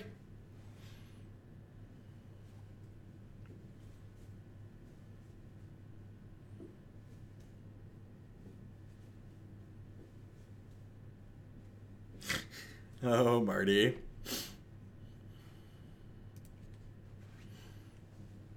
Yeah, there was like a 4-day window where if you plus Liliana the Veil with only one card in your hand, the entire match locked up. You like had to auto forfeit the match to move on with your league. It's quality stuff. Nothing but quality stuff here in Magic Online Land Chat.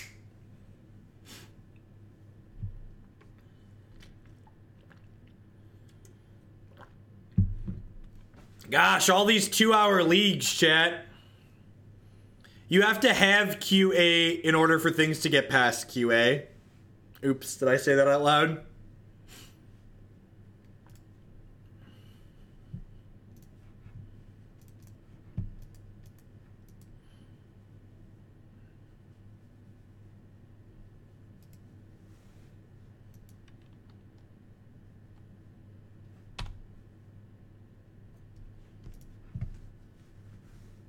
Dealer's Choice. Thank you, Bionic Bradley, for the Bitleys. I appreciate it. There's going to be a lot of Dealer's Choice coming up. Wow, look at the hostility. The blind name Verdant Catacombs. Oh, Bruise. I'm gonna run and get those tonight. It's been I don't get over to my PO box often enough. Oh no! What a tilt!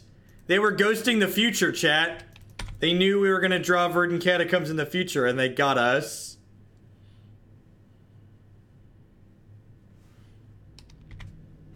They were ghosting the cards that we didn't even know we were drawing. It's rude.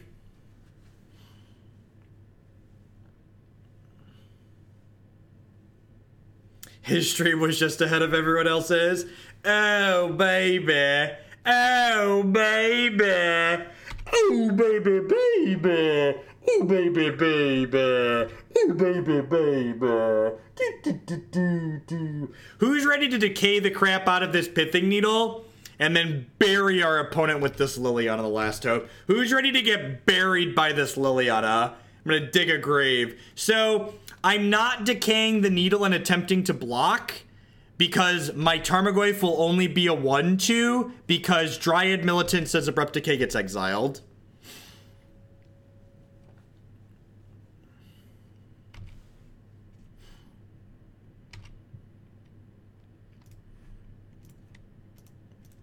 Do do do do do do do do do do do do. Yeah, I could have done that. Would have been an option. I could have decayed this and then blocked that, but I think it's better to just get my last hope into play here. I guess I would have had last hope regardless, but I wouldn't have had my 4th land unlocked. That's close. They can't tithe me. They have Thalia in play. Although if they try to tap a land here, we know they have it. I'd like to kill that one, please. How much longer is Elisa discount good for? For a minimum of another 2.5 months or so, Thur. I have a 3-month contract with them.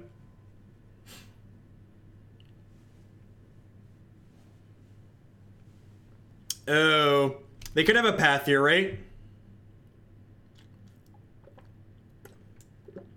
Yep. Alrighty, that's fine.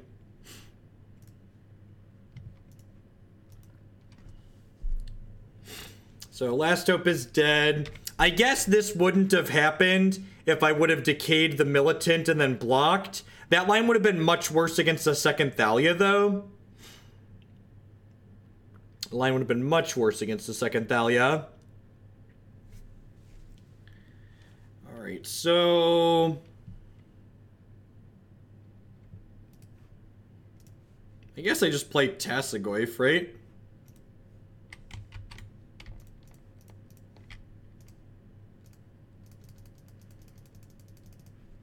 No, if you decay Militant, decay goes to your discard pile.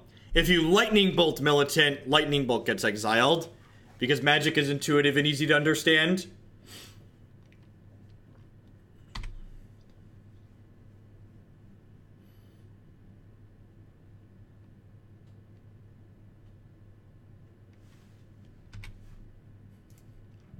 Lightning Bolt doesn't kill creatures, chat. State-based actions kill creatures.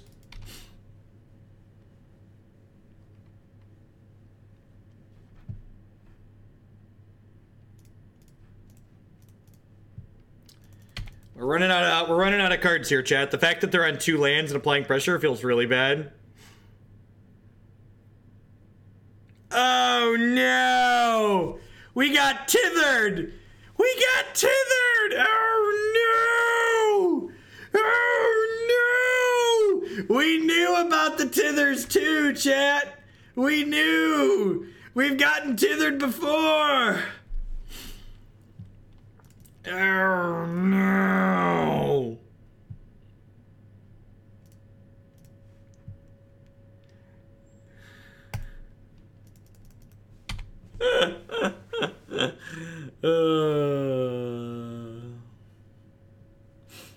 Well, things could have gone better for us here. Things could have gone better for us here.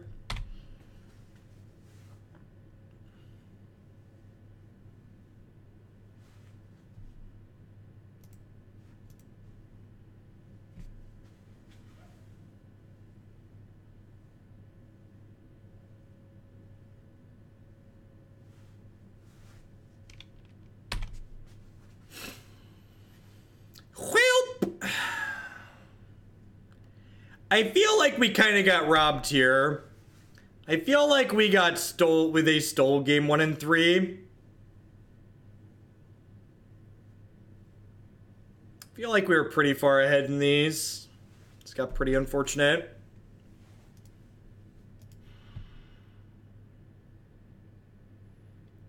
Maybe killing. The only decision I had here that I could have made differently is I could have... Chat, you can't field of Rune Basics, chat. You can't field of Rune Basics. You can't field of Rune Basics. The turn I decayed the Pithing Needle, I could have blocked Thalia and decayed the Dryad Militant which meant when I untapped and played the Liliana the Last Hope, she would have been clearing into an empty board, so I never would have gotten run over. Yeah, I think that was the line. I was so focused on getting my Pithing Needle back and just assumed the Last Hope was going to take over the game hard enough that I didn't play around another threat into a path. You cannot field your own lands. It's really weird, but if you read the magic card, it explains what it does. I've even heard the professor has playmats with this claim. Field of Ruin is one of those cards that nobody in Twitch chat knows what it does. It's like Summoner's Pact or Green Sun Zenith.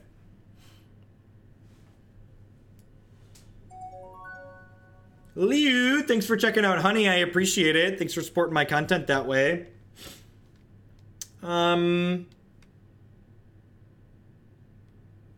Do I take Serum Visions or Spoils the Vault here?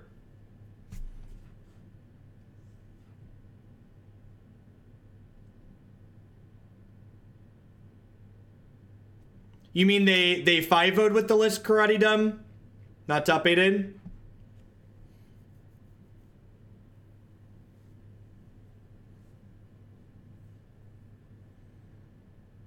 I think it's the Serum Visions here. And then I get to Thoughtseize the Ad Nauseam next turn. Those are always my favorite judge calls when playing. When my opponent calls the judge and then the judge reads the magic card to them, and then the person's just like, oh yeah, that explains it to me. It's just like, yep, they read the card to you. Glad they could be of service. Stop hitting him! He's dead! He's dead! Stop hitting him!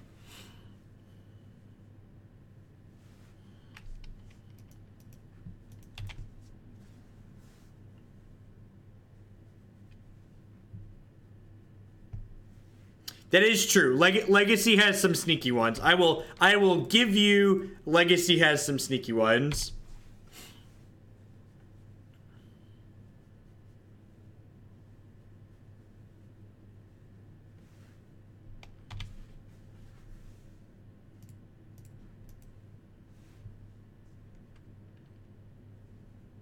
MTGO has all of the correct text. That is very true.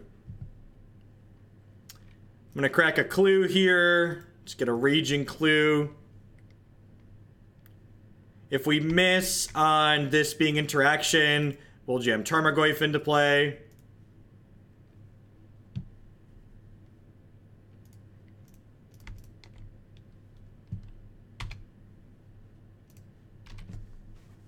I mean, on MTGO, you can be certain the Oracle text is correct.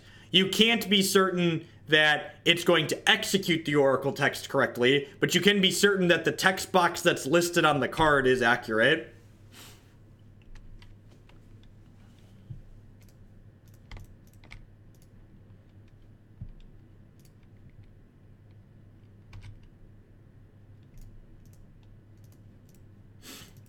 Alright, so they have Pact of Negation and one card in their hand. We could die next turn.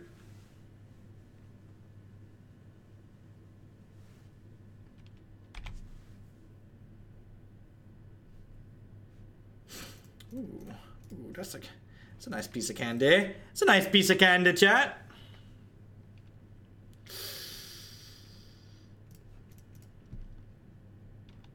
they dead if I drain them? Is there one short if I drain them? That's sad.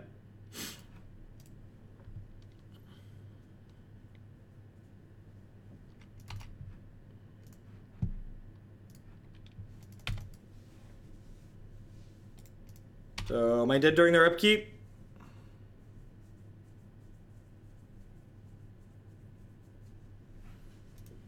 I mean, our hand was definitely very good in this matchup this game.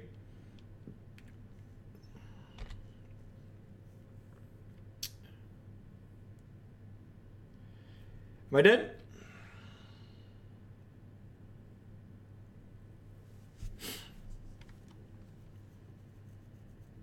Oh, if I discarded the Liliana, it would make the Goyfs bigger. Good call. They Pact-Of negated me, so it didn't matter, but chat is super correct. That if I would have discarded the thing, it would have worked out how we wanted it to. Super, super correct. Thank you for pointing that out. Good catch. Good catch. I think this is the play. Fatal pushes, easy cuts, obviously. Bring in the discard. Fulminator Mage isn't good, but, like, it's better than some of our other things.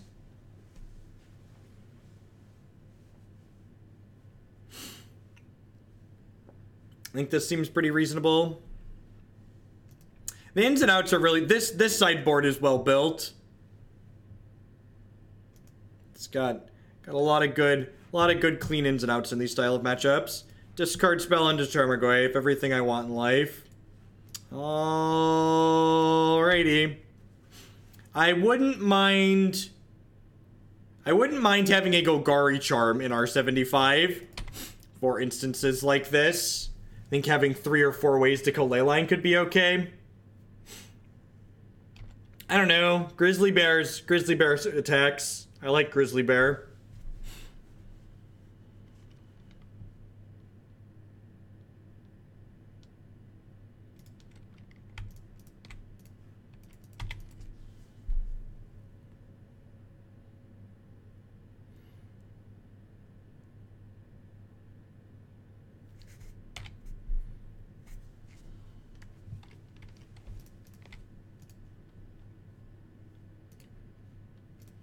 Nah, their deck requires quite a bit of mana, especially with, like, Abrupt Decays and Maelstrom Pulses. I think Fulminator Mage can be a pretty reasonable card in this matchup overall.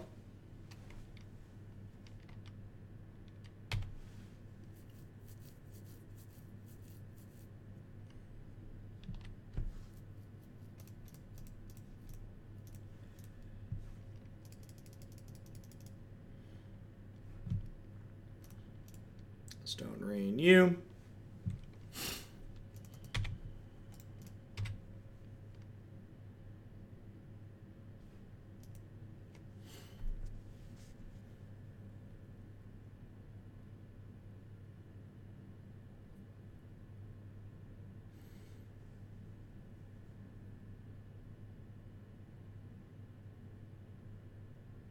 Decay's just flexible, and one of the ways this archetype tends to lose games is what we like to refer to as the wrong half problem. So, like, having a majority of your cards be really flexible is pretty valuable in this archetype overall, I think.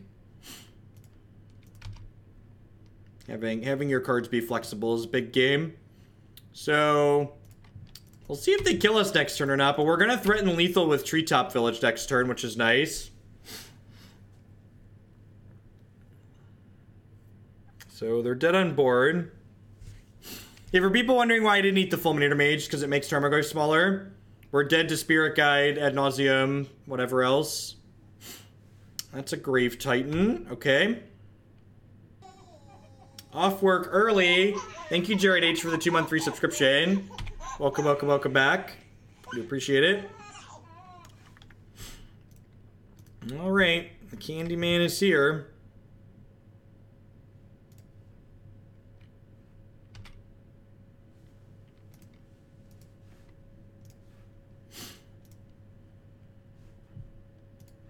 I just play what the people pay me to play. Believe it or not, more people like sweet decks than lame decks.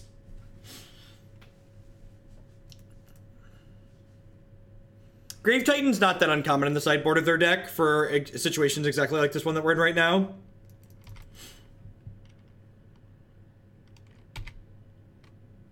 Go ahead and pass here.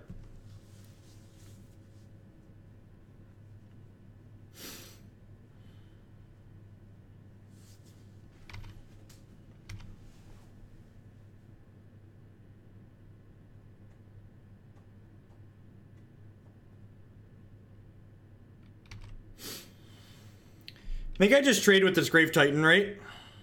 They're chipping into Liliana? That's weird. I think I'm gonna double here, single here, and then crack a clue.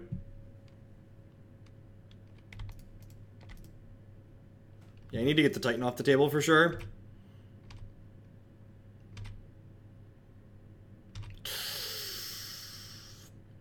That's lethal, right? Pretty close. It's actually lethal.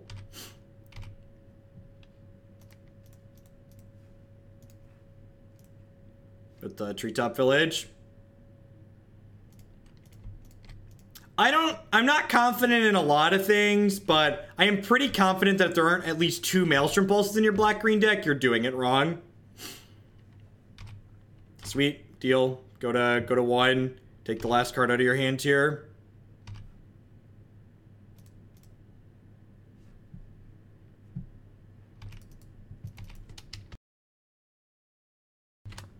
All right.